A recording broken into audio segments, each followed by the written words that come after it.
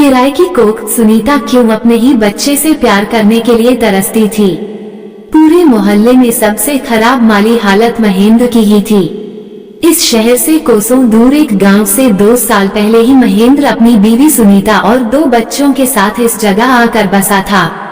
वो गरीबी दूर करने के लिए गांव से शहर आया था, लेकिन यहाँ तो उनका खाना पीना भी ठीक से नहीं हो पाता था। महेंद्र एक फैक्ट्री में काम करता था और सुनीता घर पर रहकर बच्चों की देखभाल करती थी। बड़ा बेटा 5 साल से ऊपर का हो गया था, लेकिन अभी स्कूल जाना शुरू नहीं हो पाया था। सुनीता काफी सोचती थी कि बच्चे को किसी अगल-बगल के छोटे स्कूल में पढ़ने भेजने लगे, लेकिन चाह कर भी न भेज सकती थी। जिस मोहल्ले में सुनीता रहती थी, उस मोहल्ले में सब मजदूर और कामगार लोग ही रहते थे। ठीक बगल के मकान में रहने वाली एक औरत के साथ सुनीता का उठना बैठना था। जब उसको सुनीता की मजबूरी पता लगी, तो उसने सुनीता को खुद भी काम करने की सलाह दे डाली। उसने एक घर में उसके लिए काम भी ढूंढ दिया। सुनीता ने जब ये बात महेंद्र को बताई, तो वह थोड़ा हिचकिचाया, लेकिन सुनीता का सोचना ठीक था, इसलिए वो कुछ कह नहीं सका। सुनीता उस औरत द्वारा बताए गए घर में काम करने जाने लगी। वो काफी बड़ा घर था। घर में केवल 2 लोग ममता और रमन पति पत्नी ही थे, जो किसी बड़ी कंपनी में काम करते थे। दोनों का स्वभाव सुनीता के प्रति बहुत नर्म था। ममता तो आए दिन सुनीता को तनख्वाह के अलावा भी कुछ न कुछ चीजें देती ही रहती थी। रमन और ममता के पास किसी चीज की कोई कमी नहीं थी, लेकिन घर में एक भी बच्चा नहीं था। रविवार के दिन ममता और रमन छुट्टी पर थे। काम खत्म कर सुनीता जाने को हुई, तो ममता ने उसे बुलाकर अपने पास बिठा लिया। वो सुनीता से उसके परिवार के बारे में पूछती रही। सुनीता को ममता की बातों में बड़ा अपनापन लगा, तो वो अचानक ही उससे पूछ बैठी, जी आपके कोई बच्चा नहीं हुआ क्या? ममता ने मुस्कुराकर सुनीता की तरफ देखा और धीरे से बोली, नहीं, लेकिन तुम ये क्यों पूछ रही हो? सुनीता ने ममता की आवाज को भांप लिया था। वह बोली, बस जी ऐसे ही पूछ रही थी। घर में कोई बच्चा न हो तो अच्छा नहीं लगता ना। शायद आपको ऐसा महसूस होता हो। ममता की आंखें उसी पर टिक गई थी। वो भी शायद इस बात को शिद्दत से महसूस कर रही थी। ममता बोली, तुम सही कहती हो सुनीता, मैं भी इस बात को लेकर चिंता में रहती हूँ, लेकिन कर भी क्या सकती हूँ। मैं माँ नहीं बन सकती, ऐसा डॉक्टर कहते हैं। ये कहते कहते ममता का गला भर आ गया था। सुनीता भी आगे कुछ कहने की हिम्मत न कर सकी थी। उसके पास शायद इस बात का कोई हल नहीं था। ममता और रमन शादी से पहले एक ही कंपनी में काम करते थे, जहां दोनों में मोहब्बत हुई और उसके बाद दोनों ने शादी कर ली। कई साल तक दोनों ने बच्चा पैदा नहीं होने दिया, लेकिन बाद में ममता मां बनने के काबिल ही न रही। इस बात को लेकर दोनों परेशान थे। सुनीता को ममता के घर काम करते हुए काफी दिन हो गए थे। ममता का मन जब भी होता, वह सुनीता को अपने पास बिठाकर बातें कर लेती थी। पर अब सुनीता ममता से बच्चा न होने या होने को लेकर कोई बात नहीं करती थी। दिन ऐसे ही गुजर रहे थे। एक दिन ममता ने सुनीता को आवाज दी और उसे साथ लेकर अपने कमरे में पहुंच गई। उसने सुनीता को अपने पास ही बिठा लिया। सुनीता अपनी मालकिन ममता के बराबर में बैठने से हिचकती थी, लेकिन ममता ने उसे हाथ पकड़कर जबरदस्ती बिठा ही लिया। ममता ने सुनीता का हाथ अपने हाथ में लिया और बोली, सुनीता, तुमसे एक काम आ पड़ा है, अगर तुम कर सको तो कहूँ। ममता के लिए सुनीता के दिल में बहुत इज्जत थी, भला वह उसके किसी काम के लिए क्यों मना कर देती। वह बोली, जी कैसी बात करती हो, आप कहो तो सही, ना करूं तो कहना। ममता ने थोड़ा झिझकते हुए कहा, सुनीता, डॉक्टर कहता है कि मैं माँ तो बन सकती हूँ, लेकिन इसके लिए मुझे किसी दूसरी औरत का सहारा लेना पड़ेगा। अगर तुम चाहो तो इस काम में मेरी मदद कर सकती हो। ममता की बात सुनकर सुनीता का मुंह खुला का खुला रह गया। उसको यकीन न होता था कि ममता उससे इतने बड़े व्यभिचार के बारे में कह सकती है। सुनीता साफ मना करते हुए बोली, जी मैं बेशक गरीब हूँ, लेकिन अपने पति के होते किसी मर्द की परछाई तक को न छूऊंगी। आप इस काम के लिए किसी और को देख लो। ममता हैरत से बोली, अरे बावली, तुमसे पराया मर्द छूने को कौन कहता है? ये सब वैसा नहीं है जैसा तुम सोच रही हो। इसमें सिर्फ लेडी डॉक्टर के अलावा तुम्हें कोई नहीं छुएगा। ये समझो कि तुम सिर्फ अपनी कोख में बच्चे को पालोगी, जबकि सब कुछ मैं और मेरे पति करेंगे। सुनीता की समझ में कुछ न आया था। सोचा कि भला ऐसा कैसे हो सकता है कि कोई आदमी औरत को छुए भी नहीं और वह मां बन जाए। सुनीता को हैरान देखकर ममता बोल पड़ी, क्या सोच रही हो सुनीता? तुम चाहो तो मैं सीधे डॉक्टर से भी बात करा सकती हूँ। जब तुम पूरी तरह संतुष्ट हो जाओ तभी तैयार होना। सुनीता हिचकिचाते हुए बोली, जी मैं कुछ समझ नहीं पा रही हूँ। अगर मैं तैयार हो भी जाऊँ तो मेरे पति इस बात के लिए नहीं मानेंगे। ममता हार नहीं मानना चाहती थी। आखिर उसके मन में न जाने कब से मां बनने की चाहत पल रही थी। वो बोली, तुम इस बात की चिंता बिल्कुल मत करो। मैं खुद घर आकर तुम्हारे पति से बात करूंगी और इस काम के लिए तुम्हें इतना पैसा दूंगी कि तुम 2 साल भी काम करोगी तब भी कमा नहीं पाओगी। सुनीता ये सब तो नहीं चाहती थी, लेकिन ममता से मना करने का मन भी नहीं हो रहा था। काम से लौटने के बाद सुनीता ने अपने पति से सारी बात कह दी। महेंद्र इस बात को सिरे से खारिज करता हुआ बोला, नहीं, कोई जरूरत नहीं है इन लोगों की बातों में आने की। कल से काम पर भी मत जाना ऐसे लोगों के यहाँ। ये अमीर लोग होते ही ऐसे हैं। मैं तो पहले ही तुम्हें मना करने वाला था, लेकिन तुमने जिद की तो कुछ न कह सका। सुनीता को ऐसा नहीं लगता था कि ममता दूसरे अमीर लोगों की तरह है। वो उसके स्वभाव को पहले भी परख चुकी थी। वो बोली, नहीं, मैं ये बात नहीं मान सकती। ऐसी मालकिन मिलना आज के समय में बहुत मुश्किल काम है। आप उनको सब लोगों की लाइन में खड़ा मत करो। महेंद्र कुछ कहता उससे पहले ही कमरे के दरवाजे पर किसी के आने की आहट हुई। फिर दरवाजा बजाया गया। सुनीता को ममता के आने का एहसास था।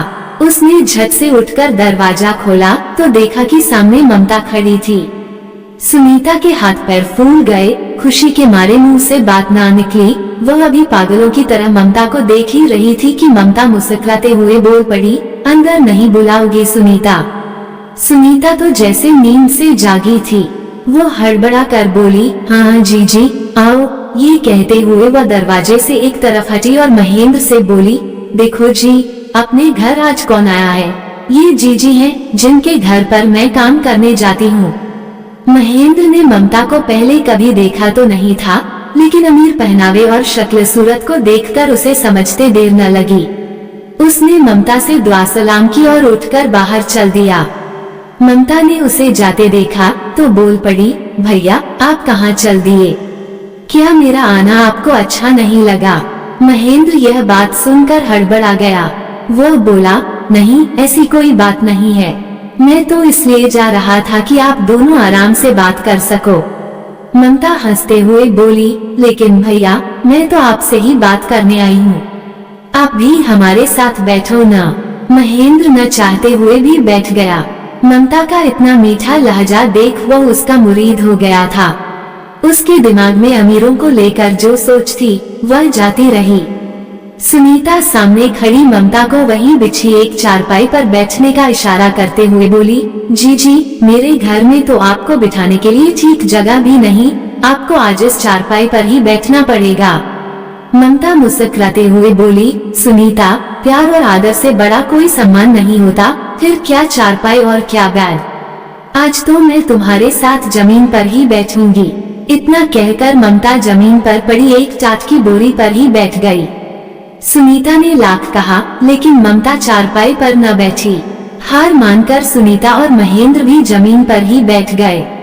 सुनीता ने नजर तिरछी कर महेंद्र को देखा, फिर इशारों में बोली, देख लो, तुम कहते थे कि हर अमीर एक जैसा होता है। अब देख लिया। महेंद्र से आदमी पहचानने में गलती हुई थी। तभी ममता अचानक बोल पड़ी, सुनीता, क्या तुम मुझे चाय नहीं पिलाओगी अपने घर की? सुनीता के साथ साथ महेंद्र भी खुश हो गया। एक करोड़पति औरत गरीब के घर आकर जमीन पर बैठ चाय पिलाने की गुजारिश कर रही थी। सुनीता तो ये सोचकर चाय न बनाती थी कि ममता उसके घर की चाय पीना नहीं चाहेंगी। जब खुद ममता ने कहा तो वो खुशी से पागल हो उठी। महेंद्र और सुनीता की इस वक्त ऐसी हालत थी कि ममता इन दोनों से इनकी जान भी मांग लेती तो भी ये लोग मना ना करते। चाय बनी तो सब लोग चाय पीने लगे। इतने में सुनीता का छोटा बेटा जाग गया। ममता ने उसे देखा तो खुशी से गोद में उठा लिया और उससे बातें करने में मशगूल हो गई। महेंद्र और सुनीता ये सब देखकर बावले हुए जा रहे थे। उन्हें ममता में एक अमीर औरत की जगह अपने घर की कोई औरत नजर आ रही थी। थोड़ी देर बाद ममता ने बच्चे को सुनीता के हाथों में दे दिया और महेंद्र की तरफ देखकर बोली, भैया मैं कुछ बात करने आई थी आपसे। वैसे सुनीता ने आपको सब कुछ बता दिया होगा। भैया मैं आपको यकीन दिलाती हूँ कि सुनीता को सिर्फ लेडी डॉक्टर के अलावा कोई और नहीं छुएगा।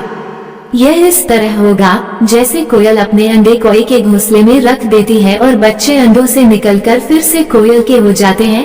अगर आप महेंद्र ममता की बात पूरी होने से पहले ही बोल पड़ा, बहन जी आप जैसा ठीक समझे वैसा करें। जब सुनीता को आप अपना समझती हैं तो फिर मुझे किसी बात से कोई डर नहीं। इसका बुरा थोड़े ही न सोचेंगी आप। ममता खुशी से उछल पड़ी। सुनीता महेंद्र को मुंह फाड़े देखे जा रही थी। उसे यकीन नहीं हो रहा था कि महेंद्र इतनी जल्दी हाँ कह सकता है। लेकिन महेंद्र तो इस वक्त किसी और ही फिजा में घूम रहा था। कोई करोड़पति औरत उसके घर आकर झोली फैलाकर उससे कुछ मांग रही थी, फिर भला वह कैसे मना कर देता। ममता हाथ जोड़कर महेंद्र से बोली, भैया मैं आपका यह एहसान जिंदगी भर नहीं भूलूंगी। ये कहते हुए ममता ने अपने मिनी बैग से नोटों की एक बड़ी सी गड्डी निकालकर सुनीता के हाथों में पकड़ा दी और बोली, सुनीता ये पैसे रख लो, अभी और दूंगी। जो इस वक्त मेरे पास थे वे मैं ले आई। सुनीता ने हाथ में पकड़े नोटों की तरफ देखा और फिर महेंद्र की तरफ देखा। महेंद्र पहले से ही सुनीता के हाथ में रखे नोटों को देख रहा था। आज से पहले इन दोनों ने कभी इतने रुपए नहीं देखे थे, लेकिन महेंद्र कम से कम ममता से रुपए नहीं लेना चाहता था। वह बोला, बहन जी ये रुपए हम लोग नहीं ले सकते। जब आप हमें इतना मानते हैं तो ये रुपए किस बात के लिए? ममता ने सधा हुआ जवाब दिया, नहीं भैया ये तो आपको लेने ही पड़ेंगे। भला कोई और यह काम करता तो वह भी तो रुपए लेता, फिर आपको क्यों न दूं? और ये रुपए देकर मैं कोई एहसान थोड़े ही न कर रही हूँ। इसके बाद ममता वहाँ से चली गई। महेंद्र ने ममता के जाने के बाद रुपए गिने, पूरे 1 लाख रुपए थे। महेंद्र और सुनीता दोनों ही आज ममता के अच्छे बर्ताव से बहुत खुश थे। ऊपर से वे 1 लाख रुपए भी दे गईं। ये इतने रुपए थे कि 2 साल तक दोनों काम करते तो भी इतना पैसा जोड़ ना पाते। दोनों के अंदर आज एक नया जोश था। अब न किसी बात से एतराज था और न किसी बात पर कोई सवाल। जल्दी सुनीता को ममता ने डॉक्टर के पास ले जाकर सारा काम निपटवा दिया। वो सुनीता के साथ उसके पति महेंद्र को भी ले गई थी, जिससे उसके मन में कोई शक न रहे। ममता ने अब सुनीता से घर का काम कराना बंद कर दिया था। घर के काम के लिए उसने एक दूसरी औरत को रख लिया था। सुनीता को खाने के लिए ममता ने मेवा से लेकर हर जरूरी चीज अपने पैसों से लाकर दे दी थी। साथ ही 1 लाख रुपए और भी नकद दे दिए थे। ममता नियमित रूप से सुनीता को देखने भी आती थी। उसने महेंद्र और सुनीता से उसके घर चलकर रहने के लिए भी कहा था, लेकिन महेंद्र ने वहां रहने के बजाय अपने घर में ही रहना ठीक समझा। जिस समय सुनीता अपने पेट में बच्चे को महसूस करने लगी थी, तब से न जाने क्यों उसे वह अपना लगने लगा था। वो उसे सब कुछ जानते हुए भी अपना मान बैठी थी। जब बच्चा होने को था तब 1 हफ्ता पहले ही सुनीता को अस्पताल में भर्ती करा दिया गया था। जिस दिन बच्चा हुआ उस दिन तो ममता सुनीता को छोड़कर कहीं गई ही न थी। सुनीता को बेटा हुआ था। ममता ने सुनीता को खुशी से चूम लिया था।